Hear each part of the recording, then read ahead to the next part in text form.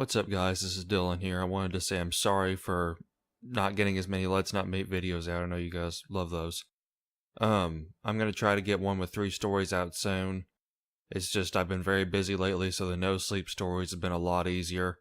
And my nephews are here this week, so I might not have as much time to record. I think maybe not this week, but next week I'll have another, I'll try to have one of the 3 Let's Not Meet story videos out. Thank you so much for your understanding and your support. I really hope you enjoy the video.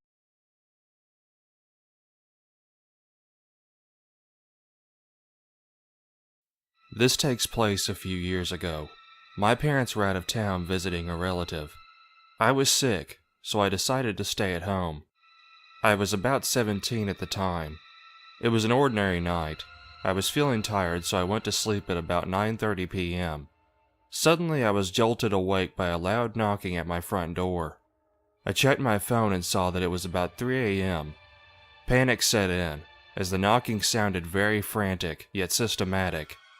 It was definitely a knock from a person, and not just the wind or something. I crept down the hallway towards the door. Suddenly the knocking stopped. I looked through the peephole, prepared to see the worst, but there was nobody to be seen. I waited at my door for a few minutes, waiting to hear more knocking, but none followed. I managed to convince myself that it was in fact the wind somehow, and made my way back to my bedroom. Then I heard the doorbell ring. I felt my heart sink, and I just sort of stood there in fear. Then it rang again. I looked through the peephole again. There was nobody there. By now I was creeped out, so I decided to call 911, as it was definitely a person doing this, and it was intentional. I crept over to my bedroom to get my phone and call the cops. To my surprise, there wasn't any knocking of any kind on my way back to the bedroom. I called 911 and told the operator my situation. As I hadn't been threatened or anything, the operator said that I would probably have to wait 45 minutes. I went to make sure I had locked the side door of my house, even though I was sure I had. On my way there, I passed the kitchen. In the corner of my eye, I saw a face peering through the window. I turned to face it in shock. He looked about as shocked as I was. We were just staring at each other in terror. I get goosebumps thinking of this part. While keeping the same facial expression, he lowered himself until he was out of view. I freaked out and hid in a closet. It was the only place I could think of that didn't have a window, until the cops arrived at about 5 a.m. They searched the property, which wasn't a lot, the neighbors' yards, and the streets surrounding, but nobody was found. I was so scared that I even made the cops search my house for him. I've never had anything like this happen ever again. So creepy guy, let's not meet.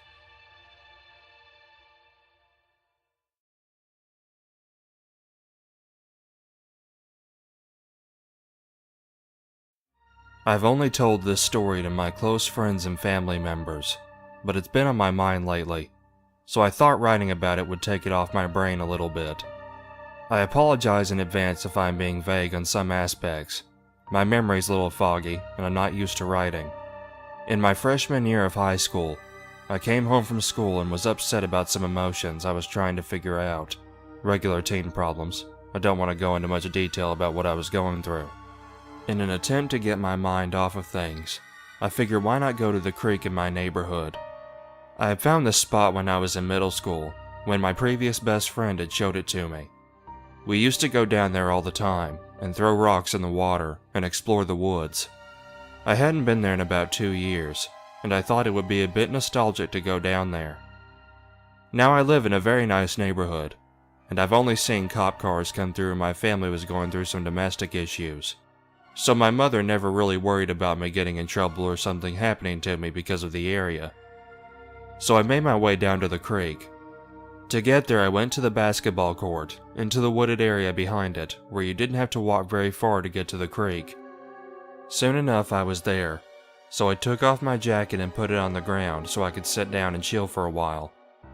I brought a notebook with me so I could do a literature assignment, and was probably sitting there for about 30 minutes. I looked up from my notebook, and I took a look around, and I saw a very strange figure. I couldn't make out what I saw from that distance, so I stood up and went in for a closer view. As I got closer, I could tell that it was in fact a person, but they weren't moving, and it appeared to have something around their neck. My stomach sank as I realized what it was. I was right next to the hanging man who had on a blue shirt, white shorts. He was overweight, his face was purple, he was white, and there was no smell coming from him. I didn't recognize him as anyone I knew. I didn't get out of the house much, and I only knew one person in my neighborhood that wasn't myself or my family. At this point, I was skeptical if it were real or not. It was almost Halloween, and I thought it just might be some kind of dummy planted there by a group of kids trying to get a reaction.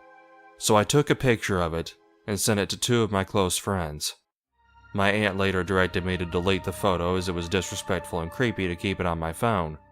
I had no idea if the 2 I sent it to have kept it or not, as we haven't brought it up in years. They advised me to call the police, which I did. The dispatcher told me to wait outside of the woods near the basketball courts, so when the cops arrived I could show them where I found it. I went back outside to the basketball courts, and now there were 2 people playing basketball. I thought about saying something like, "The cops will be here soon," or, "Hey, I found a body, you might want to leave." But I was too shy to say anything, so I just sat on a bench and waited. 1 cop car pulled up and parked on the street, and 2 officers came out of the car. I then walked up to them, and they asked if I was the one who had called saying they found a body. I said yes, and they then directed me to show them where, and I began to lead them towards where I found it. The 2 boys stopped playing and stared as I led the 2 officers into the woods, and I could only imagine what was going through their heads. We finally arrived, and one of the officers told the other one to lead me back out while he stayed. He led me back out to the court and asked me questions, like why I was out there, how long I was out there for, etc. The question that stuck out the most was, "Are you alright, son? Only about 4% of Americans find bodies like this." I said I was fine, and that I only wanted to go home. He then offered to ride me home in a squad car, and I obliged. I was put in the back seat, and I felt like a criminal being in a cop car like that. It was a short ride, so I didn't feel like that for long. The officer got out with me and walked me to the front door. He rang the doorbell and my mom answered. Her initial response to seeing me with a police officer was, "What the heck did he do?" infuriated that I had probably stolen something. The officer assured her that I had done nothing wrong and informed her of my situation. She quickly apologized and took me in her arms and cried. I went to my room as the officer and my mother talked in private. I sat in my bed and texted the people I asked what to do and updated them on my situation. I can't really remember what I did after that, but I remember my aunt coming later that night and checking in on me.